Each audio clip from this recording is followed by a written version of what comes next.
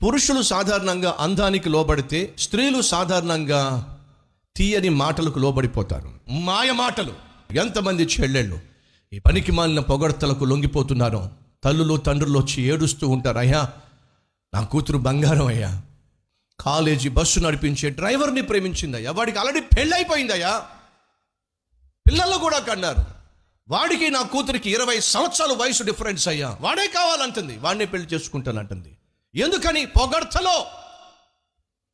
పనికి మాలిన పొగడ్తలకు ఈరోజు అమ్మాయిలు తమ జీవితాలు నాశనం చేసుకుంటున్నారు. ఎవరైనా మీ దగ్గరకు వచ్చి, అలాగే అబ్బాయిలు కూడా, ఎవరైనా అమ్మాయి మాటి మాటికి నిన్ను పొగుడుతూ నీ గురించి గొప్పగా మాట్లాడుతూ, ఉద్యోగం చేసే చోట మాటి మాటికి నీ గురించి గొప్పగా మాట్లాడుతూ పొగుడుతూ నిన్నేదో భుజాల మీద పెట్టుకునే ప్రయత్నం చేస్తే అది వాస్తవం అని చెప్పి మీ జీవితాలు పన్నంగా మీ జీవితాలను పన్నం చేయకండి. మీ జీవితాలను నాశనం చేసుకో.